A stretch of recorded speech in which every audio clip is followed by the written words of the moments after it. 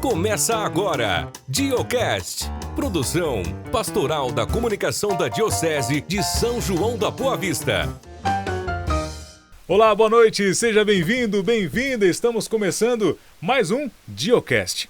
E nessa noite especial, eu digo especial porque hoje, estou aqui acompanhado não só do padre Rafael Fabiano, que faz parte da comunicação, da pastoral da comunicação, mas também com o padre Mário Adorno, que também é responsável pela comunicação aqui da nossa diocese. E hoje estamos aqui recebendo no Diocast para bater um papo com a gente, um papo descontraído. A gente, inclusive, estava aqui nos bastidores antes de começarmos, contando muitas histórias sobre o irmão Roberto. Isso mesmo, estamos hoje recebendo o Luiz Renato Tadeu de Lima, ele que é membro da comissão diocesana em prol da beatificação do irmão Roberto Giovanni.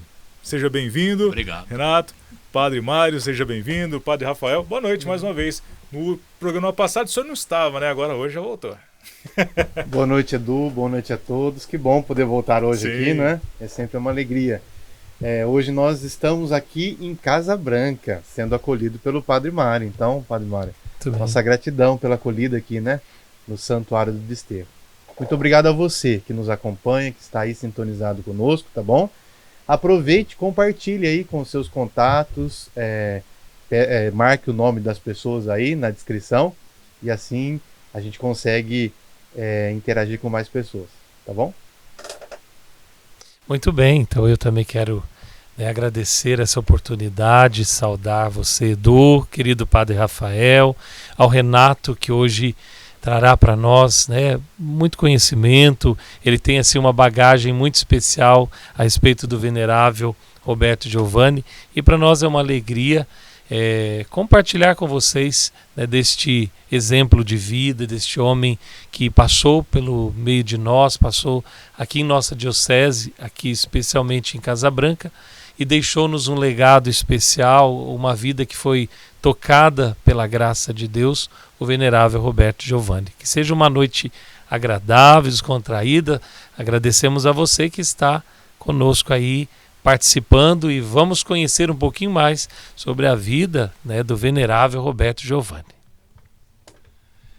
Eu acho também sempre uma boa oportunidade. Eu gosto muito de uma frase do Dom Francisco Bach. Eu não me lembro agora eu faço confusão se ele é bispo de Joinville ou Blumenau, mas ele disse uma coisa, que a pessoa que cuida da parte burocrática de um processo não deve se deter aos documentos, às minúcias, mas quem se apaixona, quem se interessa pela vida de um santo, deve tornar-se o próprio. Coitado de mim, se eu fosse 10% do que eu conheci do venerável Roberto Giovanni, eu estaria muito feliz, Mas é sempre uma boa oportunidade da gente tornar essas pessoas que estão sendo apresentadas para a Congregação da Causa dos Santos como modelo, como para possível veneração nos altares, sejam conhecidas do pessoal da nossa diocese e também dos outros lugares que nos acompanham aí por tantas redes sociais que a gente tem hoje em dia, O Edu, nós estamos fazendo vários podcasts sobre santo, então isso é um sinal para nós. Precisamos, para todos nós, ser mais santos, buscarmos mais a santidade, Com certeza. E é interessante, Renato, até esse seu comentário. A gente estava hoje para falar sobre o irmão Roberto, mas qual é a sua experiência com o irmão Roberto? Para a gente começar esse papo, assim, para saber o porquê você tem todo esse conhecimento. Bom, eu sou de 1955, eu faço 66 anos agora em novembro, e desde os meus 7 anos de idade, 8 anos, eu vinha à missa no domingo às 8 horas com os meus avós, quer dizer, 55 com 8 dá 63, a época que o irmão Roberto voltou de Campinas, que ele ficou lá como secretário do provincial. Então, o meu avô e a minha avó, um dos meus tios que morava em Osasco, dentista, e que tinha sido cruzadinho, ele apresentava o irmão Roberto como santo sabe? Eu desde criança ouvia dizer, ele é um santinho, minha avó dizia, ele é um santinho. E eu fui convivendo com o irmão Roberto, aí veio a época de grupo de jovens lá na Matriz, eu vinha muito ajudar o irmão Roberto aqui na festa do Desterro, a gente vinha em 4 ou 5, porque o movimento era muito grande. Eu fui vocacionado estigmatino por um tempo, depois uma série de problemas aí, agora as pessoas já morreram, né? Envolvendo meu pai e mais algum religioso aqui da comunidade que achava que eu não tinha vocação. Eu acabei tomando outros rumos, fui trabalhar com comunicação, fui para Campinas, para o Rio de Janeiro, mas eu nunca perdi o contato com o irmão Roberto. Eu apresentei ao processo acho que umas 15 cartas que eu mantinha de correspondência com o irmão Roberto, né? E também algumas eu tenho guardado comigo. Então, assim, eu tive uma convivência muito próxima com ele. Aqui eu via o movimento da festa do Desterro, como que ele já idoso, ou mesmo assim, levando uma vida muito austera, né, de jejuns, de sacrifícios, tudo, como que ele dava conta do atendimento ao povo, de cuidar da sacristia, de cuidar de todo esse santuário, né? Então, vamos dizer assim, de 1964 até 1988, quando eu fui trabalhar no Rio de Janeiro, porque antes eu estava em Campinas, eu vinha mais final de semana, eu era gerente da radiodifusora na época. O irmão Roberto teve um programa na rádio. Então eu fazia um programa na rádio no domingo das 9 ao meio-dia. E o irmão Roberto, ao meio-dia, ele tinha o programa dele, chamado A Voz do Desterro, né? É assim, um breve parênteses. O irmão Roberto teve uma proximidade muito com os redentoristas, porque ele era muito devoto de São Geraldo Magela. Então a radiodifusora de Casabranca, ela funcionava como que uma franquia, vamos dizer em termos de hoje, da Rádio Aparecida. Aqui aquele programa Os Ponteiros Apontam para o Infinito, que era do servo de Deus Vitor Coelho de Almeida, era feito aqui em Casabranca. O slogan da radiodifusora, uma emissora católica a serviço da pátria e da família por um mundo melhor, era o slogan da Rádio Aparecida. O Padre Vitor encerrava os programas dizendo Viva Cristo e Viva Nossa Senhora Aparecida. O irmão Roberto era Viva Cristo e Viva Nossa Senhora do Desterro, né? Então, né, a gente tem, né? Só existiu até hoje um redentorista, diretor da Rádio Aparecida, é vivo, também é gente bom falar, que muita gente conhece, que é o padre Rubem Leme Galvão, que tinha um programa chamado Marreta na Bigorna, na Rádio Aparecida. Ele deve estar aí com seus 96, 97 anos, mas ainda ativo lá em Tietê, e um propagador da causa do irmão Roberto, né? Então, foi assim. E eu voltei depois para Casabranca no final de 2009, numa situação de desemprego, de perda do meu pai, até questionando a Deus o que eu tinha vindo fazer aqui, né, depois de tanto tempo. E no fim, em 2010, com a abertura do processo do irmão Roberto, eu assumi, junto com mais 3 pessoas, toda essa parte histórica do processo, né, de recolher as cartas que ele escrevia, as cartas que ele recebia. Ele tinha uma caligrafia muito peculiar, mas também usava algumas palavras assim, né, de um português mais elevado, né? Então coube a mim muito também decifrar essas cartas.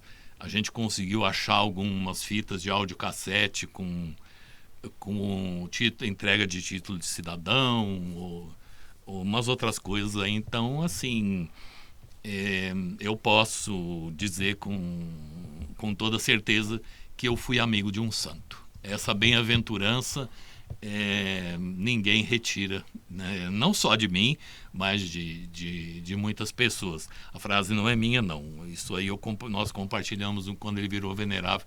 Eu compartilhei isso com o padre Paulo Henrique, lá da paróquia Nossa Senhora de Fátima, em Mogi Guaçu, que é daqui de Casabranca também, né? Você estava falando sobre a questão do processo ao que você foi chamado, né? E assim, queria que o Padre Mário contasse um pouquinho pra gente essa questão do processo, né? Se alguém que está nos assistindo agora, como é que uma pessoa faz para ser santo na igreja, né? Quais são as etapas assim que a igreja ela dispõe para declarar a pessoa santa? E qual fase, né? Qual etapa que o irmão Roberto está?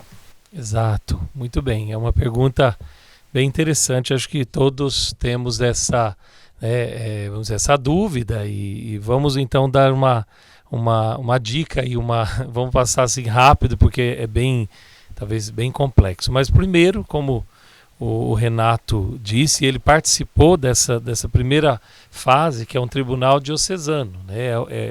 Parte exatamente de onde aquela pessoa viveu, onde ela ganhou ali a fama de santidade. Então, primeiro, ter fama de santidade. Então, se elabora um processo apontando, apresentando o que mostra nessa pessoa, que sinais, a vivência, o que ela, vamos dizer assim, o que ela plantou ao longo de sua vida e que dá sinais de que ela permitiu a graça santificante, a graça, né, a vivência do seu batismo e aquilo que ele viveu em grau heróico e que se expressa como a santidade de Deus. Então esse é o primeiro passo, né? Assim, os sinais de que ele é um servo de Deus. Então é o primeiro título que aquela pessoa, aquele homem, aquela mulher, aquele religioso ou religiosa ou leigo, né? Interessante que muitas pessoas às vezes pensam que só religioso, religiosa, padre ou bispo ou um irmão de uma congregação é que pode ser santo. E não, né? A gente viu que na história a gente vê que tantas pessoas, todos nós somos chamados à santidade, como o Padre Rafael disse, né? Temos agora o Carlo Acutis, né? Tão bonito o testemunho dele adolescente. Então, de servo. Depois, então, o segundo passo é ir para o Vaticano, todo esse apanhado de conteúdos, de testemunhos, de cartas, de escritos, se a pessoa possui, né, escritos próprios, diários e tal. E essa é a fase romana. Então a primeira diocesana, depois a fase romana, e a terceira fase lá, né, se monta uma comissão específica para que vamos dizer assim, seja examinado o que eles receberam criteriosamente, né? São pessoas bem distintas que vão analisar todo esse processo. E depois, o quarto ponto seria o Vaticano reconhecer as virtudes heróicas daquela pessoa, daquele servo, que foi então o primeiro título que ele recebeu, servo de Deus, né? E depois disso, então, reconhecendo as virtudes heróicas, que no nosso caso nós estamos nessa fase, ele recebe o título de venerável. Então hoje não é só irmão Roberto Giovanni, como a gente já costumou falar, né? Isso não sai da gente, eu também, muitas vezes eu falo irmão Roberto. Então hoje ele é venerável Roberto Giovanni. Então já subiu mais um grau rumo à canonização. Depois então, né, acontece o seguinte, nós precisamos do milagre, né? Aquele milagre que tem que ser comprovado e depois de toda a análise desse milagre, manda para o Papa e o Papa vai então dar um parecer favorável, né? A última palavra é sempre do Papa, mas claro, toda essa documentação ela chega de forma assim muito clara, né? E interessante que não se pode errar, né? A gente tem que entender muito isso, não se pode ter falha num milagre, né? O milagre tem que ser milagre de verdade. Então depois dessa aprovação do Papa, o Papa beatifica o venerável, né? E dali que ganha o título de beato. Só fazer um parênteses aqui, Padre Mário, essa questão do milagre, né? A gente fez um podcast sobre o Padre Donizete e a Jaque exlicou para nós a diferença entre o milagre, a graça e a cura. É bom para as pessoas entenderem, né? Então ela falava assim pra gente, né? Que o milagre é quando não existe nenhuma intervenção humana. Exato. A cura não. A cura ela pode haver uma intervenção humana. Então um médico pode ajudar no tratamento de câncer e a pessoa tomar os remédios e mesmo assim rezando, né, pode obter a cura, né? E a graça sempre em favor de alguma coisa, né? Por exemplo, assim, a pessoa pede um emprego, assim. Então, essa mais ou menos, a grosso modo, vamos dizer assim, né? Sim. Essa seria a diferença para as pessoas entenderem. E também um detalhe importante, para que o processo seja válido, o milagre tem que ser daquele momento para frente e ele tem que ser documentado, né? Isso, com exames, né? Tem que ter todos, e se consegue, de fato, isso é muito importante, como o caso do menino que foi o milagre lá do Padre Donizete. Então, sorte que encontraram prontuários, chapas, né? As chapas, o raio-x, o povo falava chapa antigamente. Né? Senão vai que alguém não entende. Tirar o raio-x. A gente é um pouquinho. Isso. E depois tudo isso tem que ser muito, muito bem documentado, né? E para que depois não haja dúvidas e ninguém questione, olha, mas por que foi isso? Mas como que foi isso? Então tem as provas e tudo isso é montado dentro do processo, né? Depois é um livro que também não é publicado isso, né? Não é que todo mundo que pode ter acesso a esse... É um resumo. É um resumo. Que é a Posício. Isso, a Posício. O nosso tem 2.000 páginas. 2.000, né? Pensou 2.000 páginas. É de 2.000 páginas. O processo inteiro tinha mais de quase 5.000. Nossa Senhora. Imagine quanto trabalho, né? Nossa, muito e trabalho. assim, Né? Foi muito bonito o trabalho feito, né? Talvez para quem se interesse, ele existe até acredito que existe em PDF. O padre Joãozinho Deoniano, escreveu um livro chamado O Milagre de Teresa, analisando o milagre que serviu para a canonização de Santa Teresa de Calcutá, lá em Santos. Né? Ele entrevistou o médico que pertence lá a uma sociedade secreta ou qualquer coisa parecida, entrevistou o miraculado, entrevistou o promotor de justiça, que aqui na diocese geralmente é o Monsenhor Augusto, né? Que o promotor de justiça antigamente era chamado advogado do diabo. Né? Isso eu ia falar. Ele tem que ficar encontrando algum detalhezinho, algum erro. Procurar mas uma assim, falha. o padre João, o postulador de Santa Teresa de Calcutá, que é um padre também indiano, né? Ele disse que muitos milagres são descartados por falta de documentação, por falta de não se ter o prontuário. O conteúdo ali, né? O que se como o padre exige, Mário né? disse o caso do Bruno, né? Se por acaso a pessoa aqui do arquivo da Santa Casa tivesse, que aliás já estava no prazo, já era para ter sido descartado. Foi outro milagre. O milagre seria desclassificado. Não teria validade. Não teria validade. Por mais que se visse ali o menino, né? Quem viu antes e quem viu depois, que não poderia ter sido uma intervenção humana, né? Dos pés congênitos ali, daquele todo Isso, torto, né? E que volta ao normal.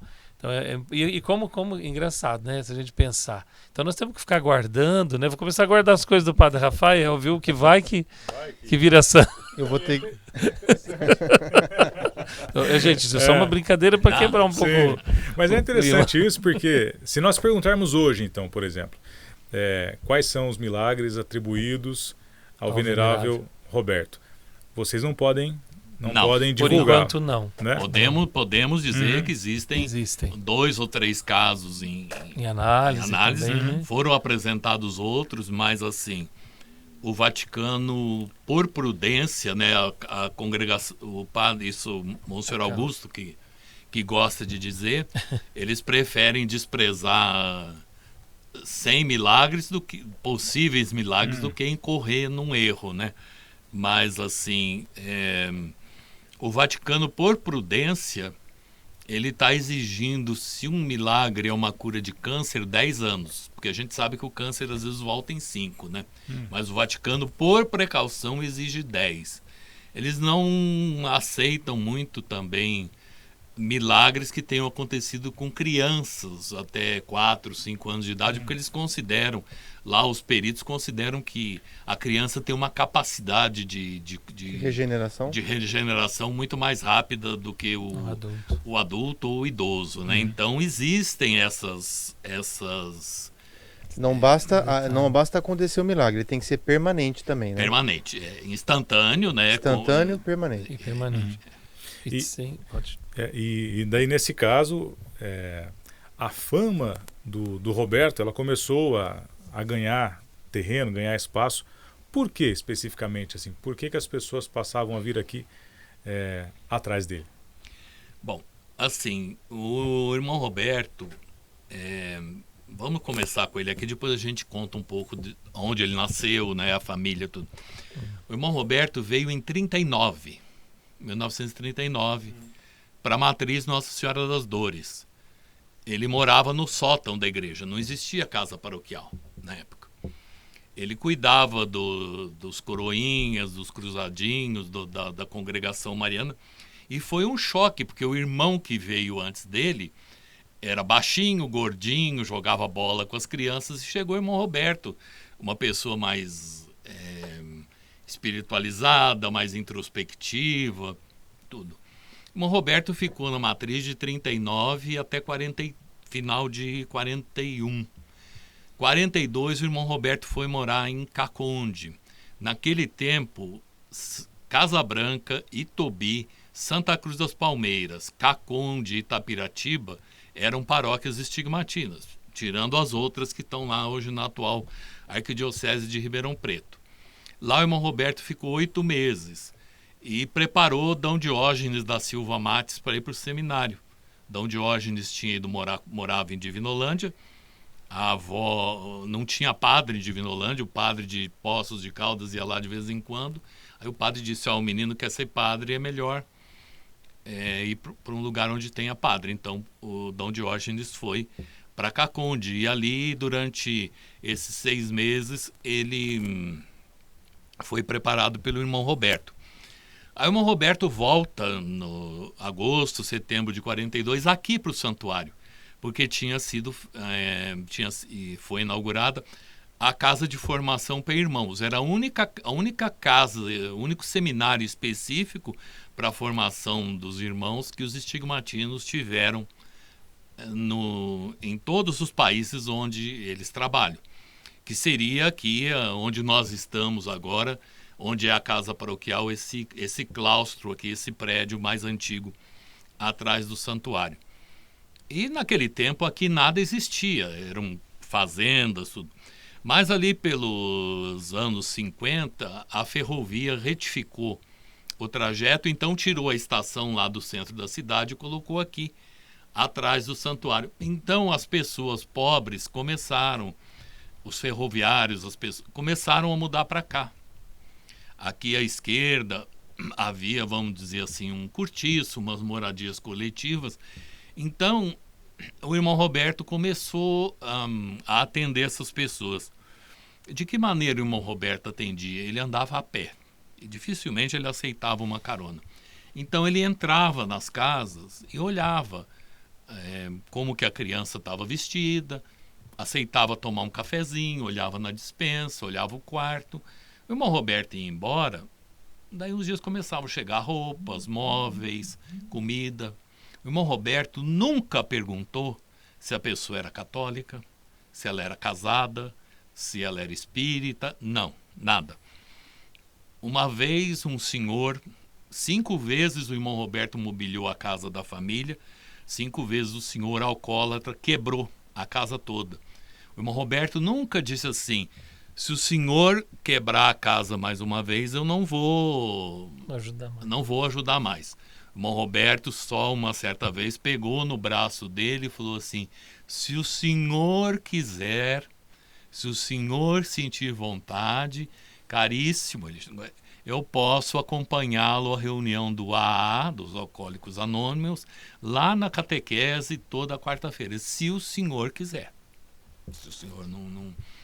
Então, mais assim, e o irmão Roberto acolhia, trazia aqui para dentro qualquer maltrapilho e dava banho, e naquele tempo aqui tinha uma tipografia, tinha horta, então tinha irmão alfaiate, irmão barbeiro, né? Então cortava o cabelo da pessoa. Mas nesse meio tempo, o irmão Roberto começou a se tornar... aquelas pessoas que foram coroinhas, ou que foram cruzadinhos, ou que foram congregados marianos, foram casando. Então essas pessoas começavam a procurar o irmão Roberto quando tinha um problema conjugal, quando tinha um filho com problema, O irmão Roberto atendia. E a frase não é minha, vou botar um parênteses aqui, é do padre Mário Zucchetto, que foi o padre de quem o irmão Roberto foi secretário. O padre Mário é de Casa Branca, ele é muito conhecido aqui na diocese porque ele pregava retiro para casais e cursílio. O padre Mário foi um tempo superior aqui da Casa de Irmãos. Ele dizia que o irmão atendia com uma paciência do Santo Jó. E ele tinha e o irmão Roberto tinha uma coisa, eu até disse isso para os noviços estigmatistas no começo desse ano, pedi licença que o mestre, porque eu estaria talvez de repente dando um mau conselho, mas para o irmão Roberto a caridade estava acima da regra.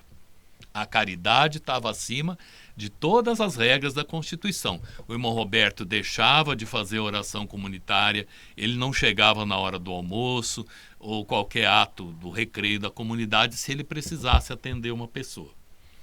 Uma determinada ocasião, trocou-se o superior aqui da casa, veio um padre bem jovem. Alguém disse, olha, o irmão Roberto não janta, depois ele vai ali na cozinha, ele pega a comida e... né? Aí a pessoa ficou bem aqui, né? Tinha umas árvores, o padre que estava chegando se escondeu e o irmão Roberto saiu com uma sacolinha e uma maleta de curativos, tá? E virou para cá onde existia a chamada Vila Grilo na época. Aí disse que o irmão Roberto, seguindo, né, o irmão Roberto de longe. Aí o irmão Roberto entrou numa casa, um barraco, vamos dizer assim. Eles esperaram, daí um certo tempo eles foram. Chegaram, o irmão Roberto, uma velhinha estava jantando, né? O irmão Roberto ajoelhado, fazendo um curativo numa ferida da perna da velhinha. Mas diz que o cheiro da ferida era tanto que o padre que estava chegando virou para o outro e disse assim, você quer me falar alguma coisa ou basta isso? Uhum. E daquele dia em diante, então, né, tem um caso bastante conhecido também, que um padre disse para ele, o senhor não pode abençoar porque o senhor não é padre. Esse padre foi o padre que batizou o padre Mário, padre Felisberto Campanheri. Isso a gente pode dizer porque era público isso. Né? O padre Felisberto é um homem, em Itararé, que foi a última comunidade que ele morou, ele é considerado santo. Toda sexta-feira, às 15h, tem a missa do padre Felisberto, usam o cálice dele. Mas ele não tinha 1 milímetro à esquerda, 1 milímetro à direita. Ele era ali. Pontualíssimo em tudo. Pontualíssimo pelo relógio dele. Se o relógio da igreja tivesse adiantado, atrasado, ele começava a missa pelo relógio dele. Né? E ele disse, olha, o senhor é padre, o senhor não é padre. Eles tinham sido colegas de seminário. Fizeram noviciado junto, tudo. O irmão Roberto obedeceu. A obediência para ele estava acima de qualquer coisa.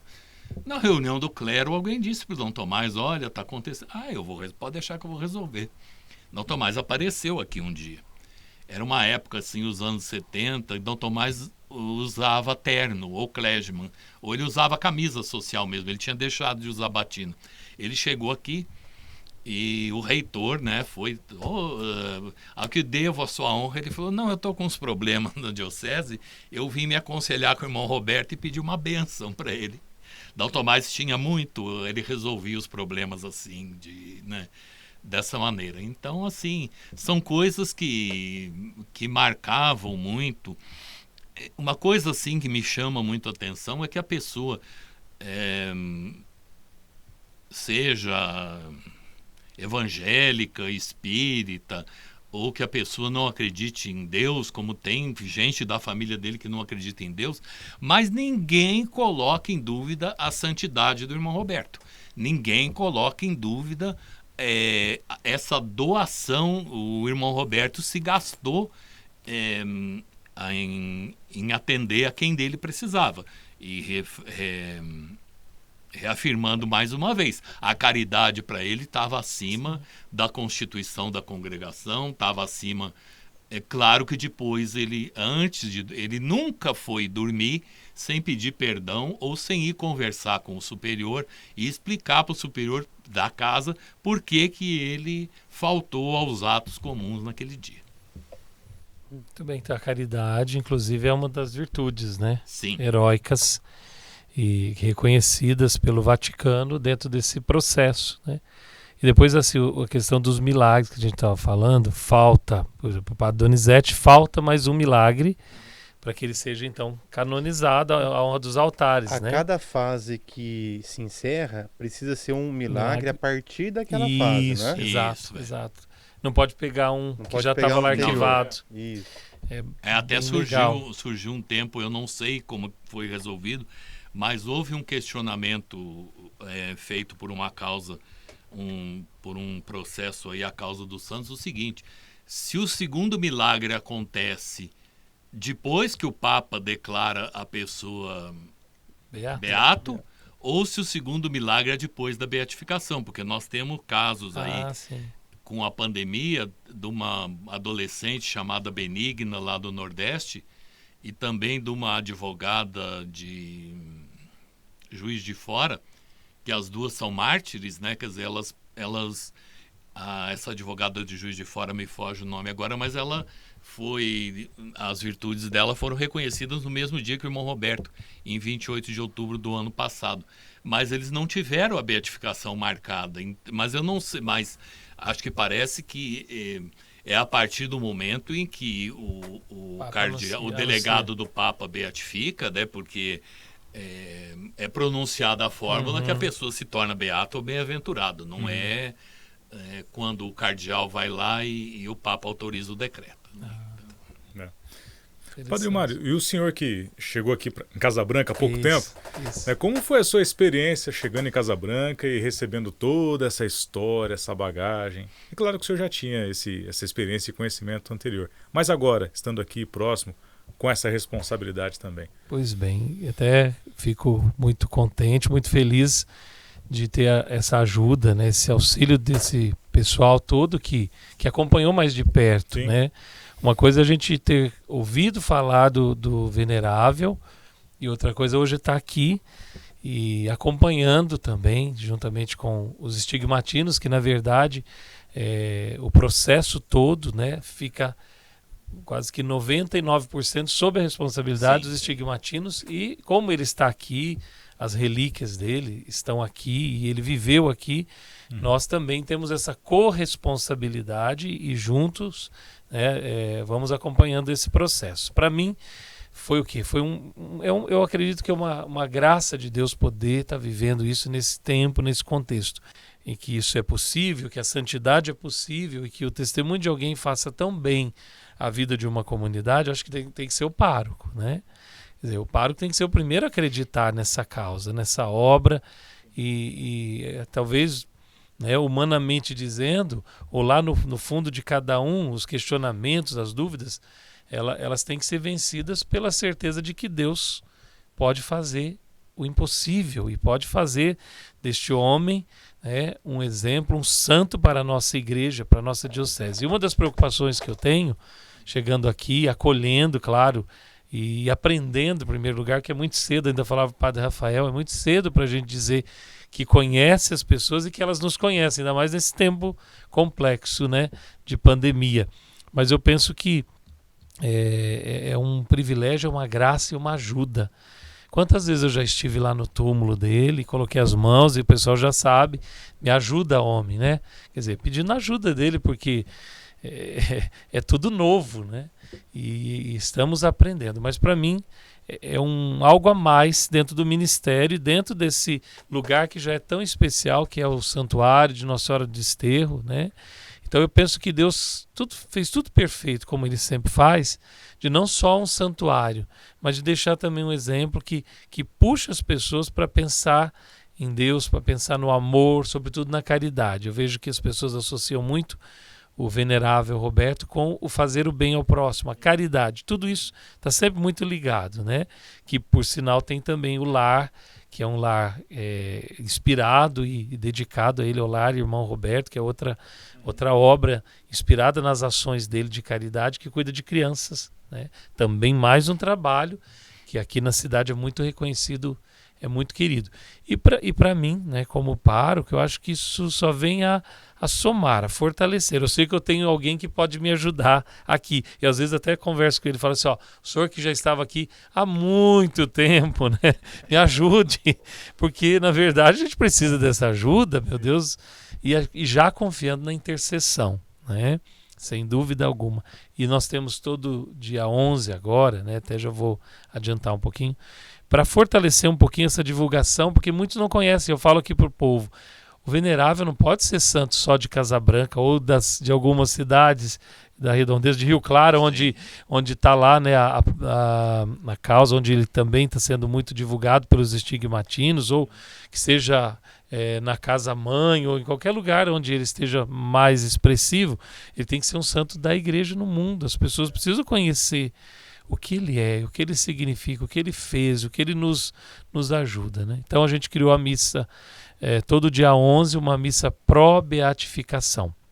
E nessa missa a gente dá oportunidade às pessoas de testemunharem, seja qual for uma graça, né, tivemos testemunhos muito bonitos, né, sim. de pessoas que foram para o hospital, receberam um diagnóstico, depois muda, porque pediu a intercessão do venerável, é a mãe que pede pelo filho, pessoas de fora também que vêm, né?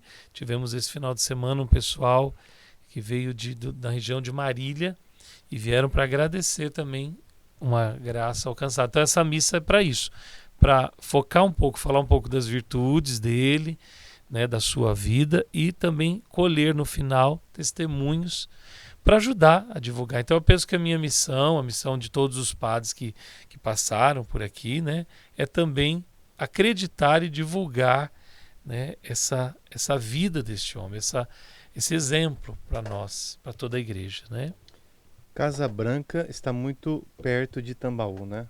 Irmão Roberto em Casa Branca, Padre Donizete em Tambaú. Então, qual que é essa ligação que os dois tinham?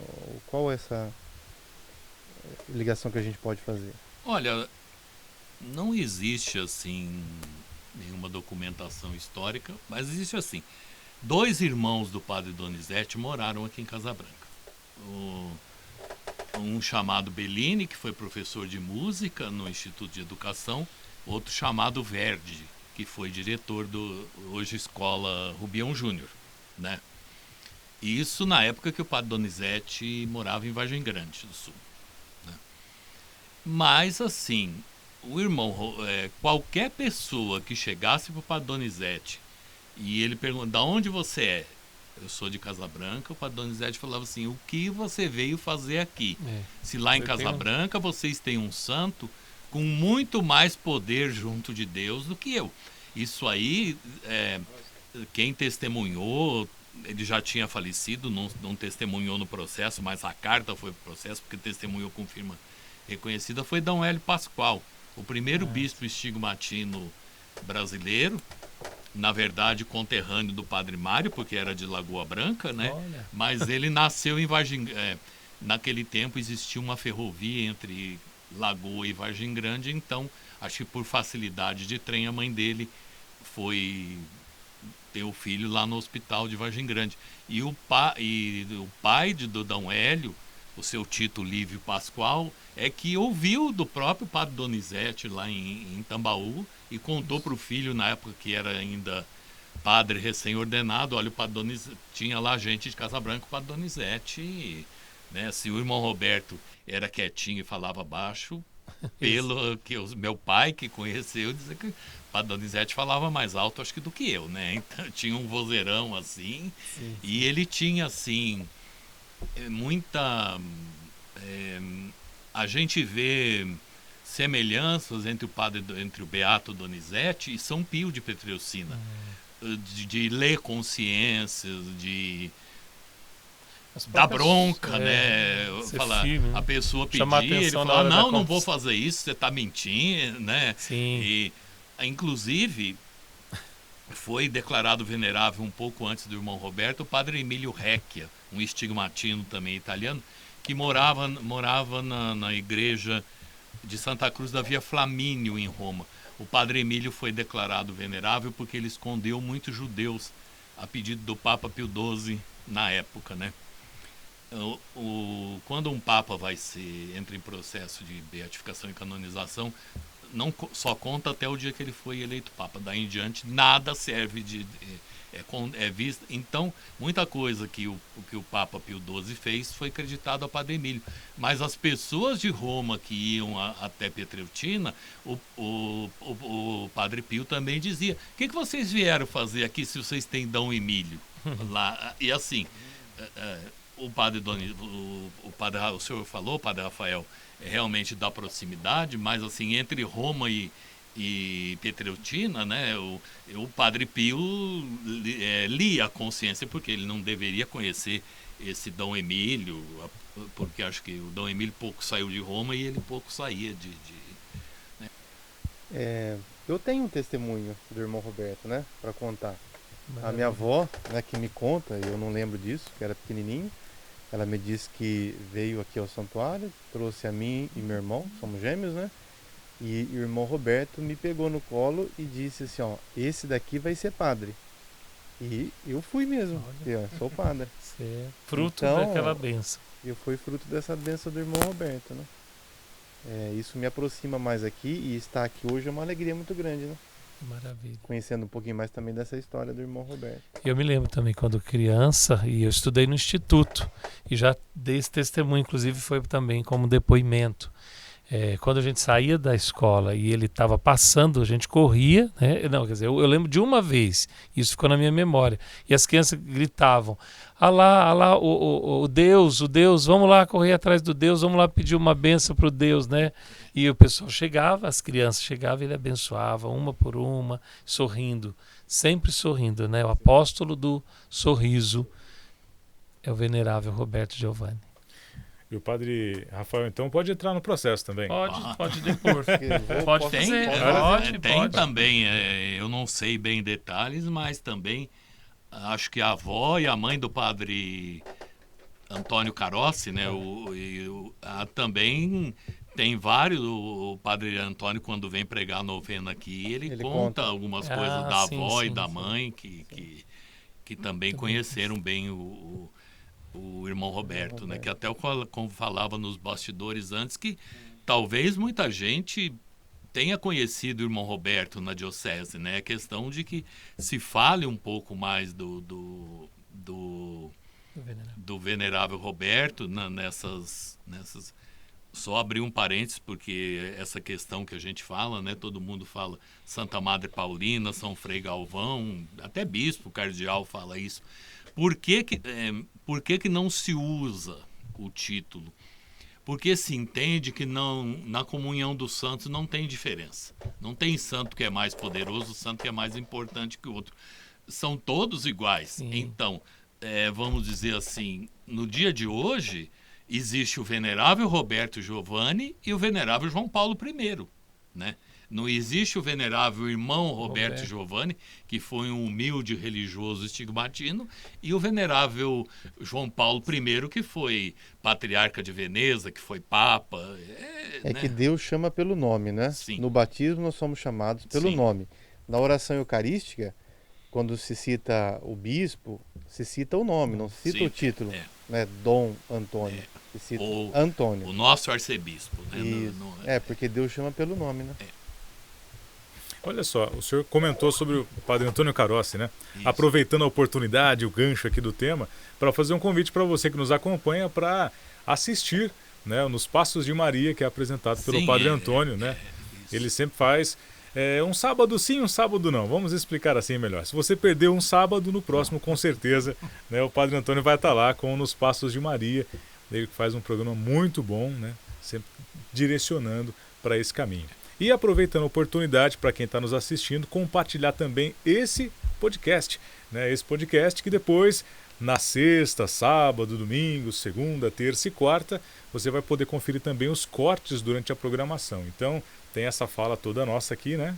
Programa completo. E você também pode depois conferir e compartilhar com amigos, familiares, conhecidos, grupos do trabalho, enfim, aquela pessoa que está precisando ouvir, né, conhecer um pouco mais sobre a nossa igreja, sobre personagens tão importantes da nossa igreja, pode fazer isso compartilhando aí com grupos de WhatsApp, Telegram, pelo Instagram, fique à vontade.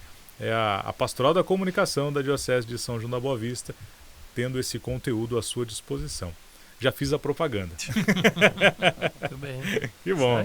Nós, por propaganda também, nós temos também uma página no Facebook chamada Venerável Roberto Giovanni, onde tem lá fotografias e também a gente publica todos os dias. Isso foi trabalho de um seminarista que depois deixou a congregação estigmatina. Hoje ele é beneditino valombrosano, lá de São João Galberto, em São Paulo. Ele fez uma novena e fez 365 dias com o servo de Deus Roberto Giovanni, que agora é 365 dias com o venerável Roberto Giovanni, que eu pedi para uma pessoa fazer uma arte com uma fotografia. Então todo dia a gente coloca a frase do irmão Roberto e também eu compartilho aí pelo WhatsApp e pelo Facebook. Essas frases do irmão, né? Oi, Edu, depois podia colocar na descrição, né? Sim. Do vídeo. Com certeza. Vamos colocar os endereços lá. Né? Acabamos não falando também onde ele nasceu, né? Você poderia então fazer um resuminho, né? Tá. Dessas datas mais importantes do irmão Roberto.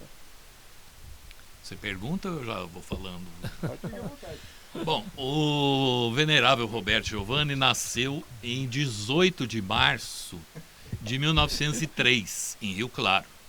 Embora nos documentos da congregação seja 16 de março, ele sempre comemorou o aniversário assim. É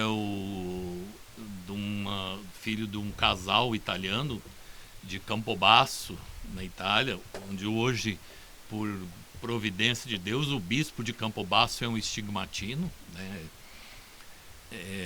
E são 13 filhos. O irmão, acho que era o quinto. Ele teve um irmão padre estigmatino também, o padre Luciano. O irmão Roberto fez o grupo escolar, entrou para aprender o italiano, porque o pai dele era cônsul da Itália em Rio Claro. Ele, para ajudar a família com 13, 14 anos, vamos abrir um parênteses que naquele tempo o trabalho nessa idade era permitido, né? Porque as pessoas às vezes gostam muito de julgar os fatos antigos à luz do que nós vivemos hoje em dia. Ele trabalhou como ajudante numa fábrica de vinagre, depois ele fez escola de comércio, era contador, trabalhou como contador numa empresa e depois num cartório, porque ele tinha uma letra muito bonita. Foi presidente dos Vicentinos e ele era congregado mariano. E um amigo que trabalhava com ele no cartório, chamado Isaac Lopes, desmanchou o noivado para ser padre. E o irmão Roberto ficou sensibilizado com o desprendimento do amigo. O amigo pegou tuberculose, o irmão dividia metade do salário dele, o amigo morreu. Ele teve uma inspiração de ir para o seminário para substituir o amigo. Ele entrou no seminário na antiga Escola Apostólica Santa Cruz, em Rio Claro, em 1927, com 24 anos de idade, é uma vocação adulta. Para quem pergunta, Estigmatinos, o nome, Congregação dos Sagrados Estigmas de Nosso Senhor Jesus Cristo. Em Verona, um padre chamado Gaspar Bertone quis fundar uma congregação, deram a ele a Igreja dos Estigmas de São Francisco, aquela tradicional imagem do Cristo abraçando São Francisco. Então ali ele começou a congregação. Por ele ter começado a congregação nessa igreja das Chagas de São Francisco, a congregação recebeu o nome de Congregação dos Sagrados Estigmas de Nosso Senhor Jesus Cristo. Voltando lá, o irmão de 27 a 29, ele fez o que a gente chama de quinta ou oitava série hoje em dia. Em 1930 ele fez o noviciado. Aí existe o que a gente chama de fiorete na vida dos santos. O irmão não quis ser padre por se achar indigno de consagrar o corpo e o sangue de Cristo. Mas, analisando uma entrevista que ele deu para um trabalho acadêmico, onde ele mesmo fala, ele tinha problemas de pulmão. Naquele tempo, quem tinha problema de pulmão era mandado para casa. E eles tinham que fazer, a filosofia, a teologia naquele tempo era na Itália. Ele, bom, se eu tenho problema de pulmão, eu vou para Verona. Verona é bem frio, né? O superior geral fez uma visita no Brasil, ele pediu para passar para a segunda classe. Naquele tempo, o irmão era o chamado, não usava batina. Depois, aí no final de 1930, quando o irmão Roberto fez a sua vestição, ele já usava batina. Aí ele fez a primeira profissão em 1931, ficou morando em Rio Claro. Em 1933 ele morou em Castro, no Paraná. Voltou para Rio Claro em 34. 35 ele foi para Ituiutaba, em Minas Gerais, primeira comunidade estigmatina. Voltou, o pai dele morreu nesse meio tempo, ele voltou para Rio Claro, ficou até final de 38 em Rio Claro, teve aqui em 38 cobrindo férias de um irmão. Aí 39 ele veio para cá. Ele aí ficou de 39 a 42 na Matriz, 42 em Caconde, de 43 a 1985 aqui no Santuário. Aí quando os estigmatistas entregaram o prédio aqui do Centro de Pastoral para a Diocese, ficou só um padre e um irmão aqui, o irmão Roberto foi para a Matriz. E lá na Matriz, junto com o padre Ideu Onishi, acho que o irmão Roberto viveu assim a plenitude desse serviço dele, porque o padre Ideu autorizou, ele benzia residências, ele rezava terço nas casas, ele se dedicou muito ao ministério de Ezequias, né, que a gente chama hoje, naquele irmão Roberto era encarregado a gente tem aí uma agenda onde ele tinha vários apontamentos que ele escrevia antes por causa das Ezequias. E continuou, né, fazendo. Tem um caso até muito engraçado que um domingo não tinha a funcionária, né? O padre pediu para comprar, encomendou um frango na padaria para comer à noite, quando naquele tempo era uma paróquia só, tinha muita missa. E quando o padre chegou, abriu a geladeira estava vazia, né? Aí ele falou, irmão Roberto, cadê o frango que estava aqui? Aí o irmão Roberto só fez assim, né? E deu uma risadinha, né? Tem até uma foto dele de mãos postas, assim, né? Quer dizer, o padre, coitado, ele era o superior da casa, mas quem queria chamar a atenção ele, o que tinha na geladeira, aqui mesmo também, se não sobrava nada do almoço, do jantar, ele entrava na despensa, pegava arroz, feijão. Ele tinha uma salinha aqui, ele fazia curativo, ele dava injeção, mas teve gente assim que teve queimadura no corpo porque caiu água com café e a pessoa hoje não tem nenhuma cicatriz porque o farmacêutico mandou a pessoa aqui para fazer curativo com o irmão Roberto para a criança não tomar sol porque estava meio infeccionado, e o irmão Roberto não usou a pomada, ele curou a criança com um óleo, que eu não sei qual é, com água benta. Então, sabe assim, nossa, é uma história muito rica, né? Mas tem só para encerrar e complementar, uma coisa que ele não pedia, e a gente teve dificuldades disso durante o processo, uma coisa que ele pedia, ele proibia as pessoas de contarem o que tinha acontecido. Ele fazia sempre a pessoa trazer uma sacola. Se ele dava um remédio, a pessoa tinha que esconder embaixo da roupa. E muita gente que eu procurei para dar testemunho, soube graças, né? Porque em vida, milagre em vida não vale, mesmo que ele os tenha conseguido junto com Jesus, né? Pela sua intercessão ou por intercessão de São Gaspar na época.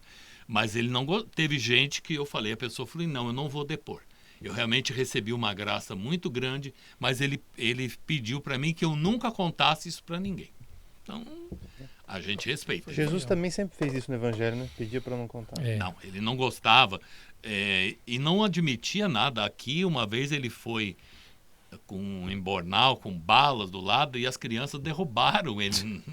Derrubaram, né? E um pai pegou um cabo de vassoura e ele falou, não faça isso. Eu escorreguei.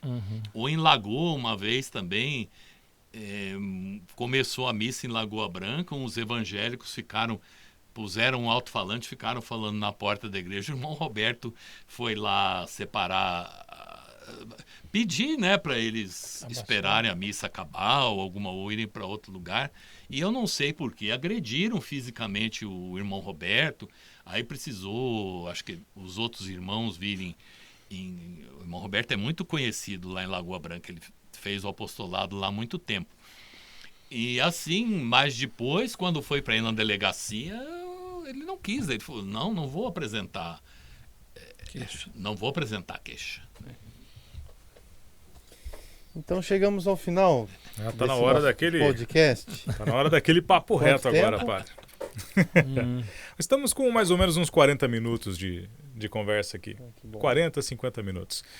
Né? Conversa flui bem, né? Sim, e para reforçar ainda para você que está nos assistindo, né, todos esses testemunhos, toda essa história pode ser agora, atualmente, compartilhada na missa, então no dia 11, né, padre? Isso, todo dia 11 do mês caia quando cair, né? Sempre é a missa pró-beatificação. Perfeito. E nós costumamos fazer no final do Diocast um papo reto assim com os nossos convidados, que são algumas perguntas que nós fazemos, né, já com uma resposta sucinta ali, rápida. Né? Quer começar, Padre Rafael? Vamos começar com o Padre Mário? Vamos lá. Oh, meu Deus, hein? Padre Mário, um lugar. Um lugar. A família. Renato, qual foi a última música que você cantou junto, assim? Sabe aquela música que quando a gente ouve, olha só que música legal. Foi na missa, segunda-feira passada, no Tríduo de Nossa Senhora do Desterro, quando o Padre Mário cantou Roga por nós, ó Mãe tão pia. O senhor sabe quem é o autor? Não. Padre Vítor Coelho de Almeida. Olha que linda. É a música que é usada instrumentalmente na consagração à Nossa Senhora Aparecida. Legal. Né? Foi a última música na missa de segunda-feira, na missa votiva, né? Na missa pró-beatificação do irmão Roberto, que foi no dia 11, né? de outubro. Padre Mário, qual que foi o último filme, a última série na Netflix que você assistiu? Ai, meu Deus. Gente, eu sou tão desatualizado nisso. Deixa eu ver alguma coisa que eu assisti. Nossa. Vou ser sincero, gente. Eu não sou tão ligado nas séries. Pode ser alguma outra coisa que eu tenha assistido. Deixa eu ver. Eu acho que o tempo que eu tenho, tão pouco tempo que a gente tem, nem assistido TV eu tenho assistido. Faz uma outra pergunta, Rafael, pelo amor de Deus. Então fale para nós uma frase assim que marca a sua vida.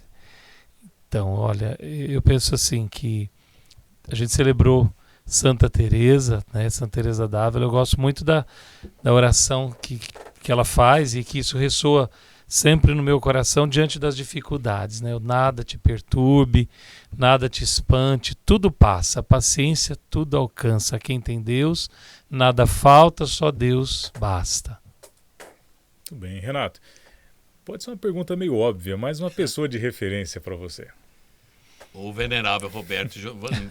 E também alguns estigmatinos que não estão aí em processo de beatificação, mas que foram santos, né? Isso, tiveram uma vida santa, fizeram muito, não só por Casa Branca, mas por tantos outros lugares aí onde eles passaram, onde estão até hoje, né?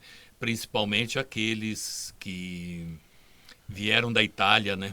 Numa época que você vinha da Itália e não... Muitos morreram aqui no Brasil sem nunca ter voltado para visitar a família, né? Então, essa doação, né, que eles... Hoje o caminho está se invertendo. Hoje alguns brasileiros estão indo para os Estados Unidos, para a Itália, para suprir, mas assim, e hoje o grande futuro da congregação, eu acho que da igreja, é a África e Filipinas, Tailândia, Índia. É uma vida toda né, de convivência com esse carisma religioso. Né? Um dia feliz. Um dia feliz? Acho que é o dia da minha ordenação. Foi um dia muito, muito especial, né? A vida da gente toma um novo rumo e o sentido do chamado, né? Daquele sim que vai se concretizando. Mas foi um dia muito especial para a minha vida e nunca hei de me esquecer e devo voltar todos os dias lá, né? No dia 24 de maio, voltar sempre ao primeiro amor, o início desse sim, e que hoje já tem 19 anos de padre, né? E graças a Deus, então é isso, o dia da minha ordenação. E o seu dia, Renato?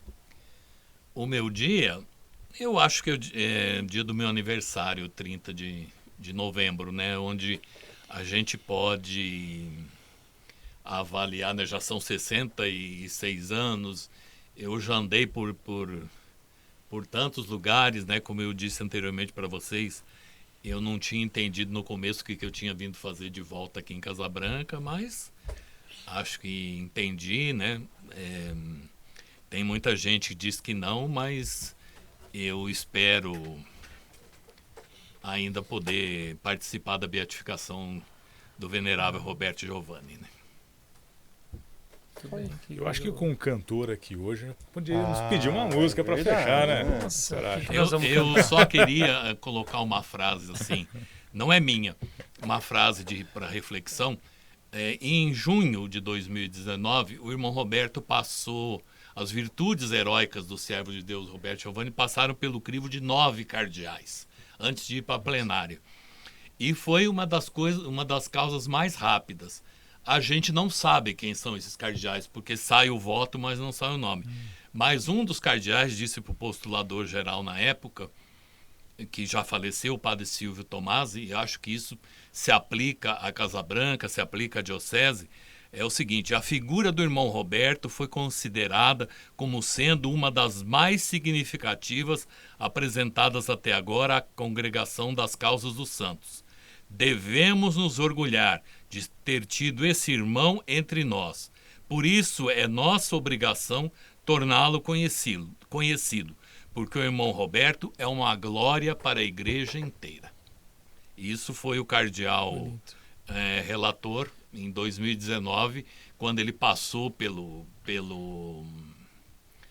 9 cardeais. Depois a plenária atrasou por causa da pandemia, tudo, as férias na Itália que são no meio do ano, aí ele só foi declarado venerável em 28 de outubro de 2021.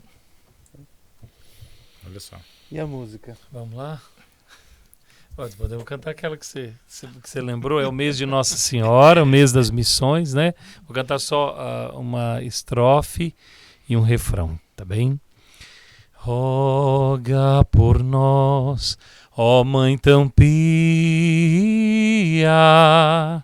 eis-nos aqui pra te louvar,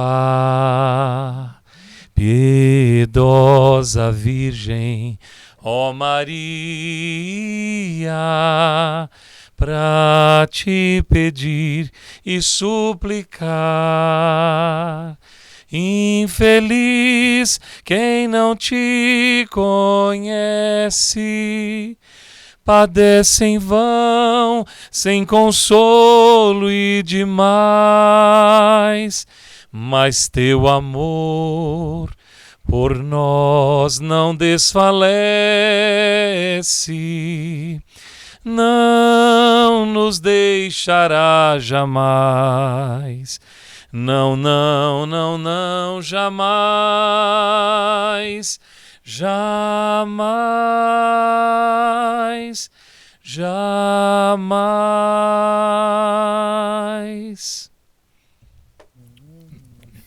Muito bem, muito obrigado, Padre Mário, por essa por essa dádiva, esse presente aqui, encerrando o podcast de hoje, nosso DioCast. Agradecemos, Renato, pela sua participação, a sua disposição, esse conhecimento tão aprofundado, né, compartilhando conosco. Acreditamos que se nós ficássemos aqui, o DioCast ia né, por mais um bom tempo. O Renato é uma enciclopédia. Conhecendo ainda. Muito conteúdo aqui dentro. Tanto do Venerável. Graças a Deus, Deus me privilegiou com uma boa memória, né, de não precisar escrever as coisas, nada. Eu tenho uma mãe com 95 anos, ela briga muito comigo. Ela fala assim, você não escreve nada, você não grava nada, só você que sabe. Isso são questões do Venerável, ou mesmo questões de família, de origem da minha família, tudo. Ela cobra muito isso, né? Mas talvez gravar, porque escrever, né? Bom, hoje nós já gravamos, um pouco. Vai ser um grande, assim, um conteúdo, sim, né?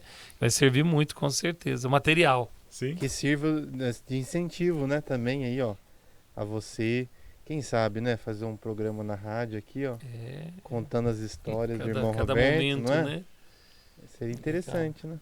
O senhor compartilhar sabe, um pouco dessa informação. Assim também, fazendo um pouco de memória do diácono Fernando, que foi a pessoa que desde que o irmão Roberto morreu em 93 até 2010, quando se abriu o processo, ele e o Dr. Sérgio Ozaki também, os dois fizeram a sua Páscoa por conta do Covid, né? Mas eles é que guardaram essa documentação, é que escreveram livros, tudo. Mas nos últimos tempos, o diácono, muito deprimido, ele me ligava, às vezes, depois que a minha mãe deita, tudo, e às vezes a gente ficava 2, 3 horas no telefone. Mas era assim, eu ouvia um pouco as queixas dele, depois eu começava a relembrar histórias do irmão Roberto, a relembrar histórias do padre Felisberto, ou mesmo histórias de pessoas aqui da cidade com quem ele conviveu, e assim, foi assim, eu tinha certeza que ele dormia ou conseguia conciliar o sono, porque ria bastante, dava risada, tudo, né? Posso aproveitar a deixa? Não poderíamos deixar de lembrar do diácono Fernando. Ele também contribuiu muito, porque ele conviveu bastante com o Venerável. Então a gente hoje faz memória. Ele partiu para a casa do Pai, e até na missa de 7º dia eu dizia que ele iria se encontrar, né, com Nossa Senhora do Desterro e com o Venerável. Então nós agradecemos muito também a contribuição do diácono Fernando pela causa da beatificação do Venerável Roberto. Tá bem? Desculpa eu te interromper, mas eu acho que vale a pena a gente, né, valorizar. Ele foi muito, muito importante, ele se dedicou muito, se debruçou muito, também ajudando na elaboração dos documentos. Mantendo, enquanto não se esperava o prazo, né, de 5 anos, depois acabou virando mais tempo. Mas né? mantendo viva essa memória. Mantendo viva a memória e divulgando. Entendendo assim que era muito importante pegar o depoimento da pessoa, reconhecer firme em cartório, essa questão do prontuário médico também, isso aí. Desse livrinho também que ele escreveu, né? Um exemplo para todos nós, né? Esse livrinho um resumo, né? Escreveu quando o irmão ainda era vivo, né? Quando em 1993, quando o Venerável fez 90 anos. Depois foi feita uma primeira edição no início dos anos 2000, e tem uma segunda edição que ainda tem aí na livraria do Santuário, que foi uma edição publicada após a beatificação. Inclusive uma edição que tem as fotos da exumação, as fotos da relíquia do irmão antes de irem serem lacradas e colocadas. E esse livrito tem para ser disponibilizado à venda? Tem, a venda se não me falha a memória, 10, 12 reais. Existem 2 livros, um chamado Um Exemplo para Todos Nós, faixa de 20 reais, do Dr. Sérgio Ozaki. Esse livro é um livro para quem quer conhecer a espiritualidade do irmão Roberto, é um livro até para você meditar sobre a espiritualidade do irmão Roberto. O Exemplo para Todos Nós é um livrinho rápido, é maior prático para quem quer ter uma ideia geral da vida do irmão Roberto, até com alguns casos engraçados também que como o do frango, né? Não, o do frango não está no livro. Não tá. Esse que é bom. Não tá, mas deu até fome. Não tá, mas está uma assim, para aguçar a curiosidade. Uma vez vieram os superiores aqui em visita canônica e me convidaram para almoçar, eu vim, e todo mundo almoçando, né? E o irmão Roberto, não, senhor padre isso, senhor padre aquilo, senhor isso, não sei o quê. Aí o padre Osório de Araújo Lima, já é falecido, que era o superior da casa, me cutucou: ô Renato, se não tiver céu, enganaram o irmão Roberto direitinho. Né? É verdade. Tinha uma também, o padre Bettini, falava assim: olha, quando o irmão Roberto se interessa, o irmão Roberto não era uma pessoa que vivia fora da realidade do mundo, não, ele vivia atualizado. Então ele assistia futebol, né? E o padre Bettini, que vinha muito na gráfica aqui para fazer as publicações dos estigmatinos, ele era o arquivista da província, ele falava: não, o irmão Roberto só assiste jogo do Santos, por causa do nome do time. Santos. Que é Santos. Podia ser São Paulo também, né? Mas acho que Santos era mais abrangente, né? Muito bem, é isso. Infelizmente, estamos chegando ao final aqui de mais um papo que poderia se prolongar em muito mais. Poderíamos falar um pouco mais ainda sobre aqui, né, o grupo de comunicação, a radiodifusora. A gente pode até deixar para uma próxima oportunidade, né? Outro podcast. Estão convidados. Outro podcast para falarmos sobre isso. Enfim, estamos nos despedindo de você e já convidando para a próxima semana nos encontrarmos mais uma vez com um tema inédito e durante esta semana acompanhar os cortes do Diocast, sempre aqui nos canais de comunicação da Diocese. Um grande abraço para você. Tchau, tchau. Tchau. Termina aqui o Diocast, produzido pela Pastoral da Comunicação da Diocese de São João da Boa Vista. Até o nosso próximo encontro.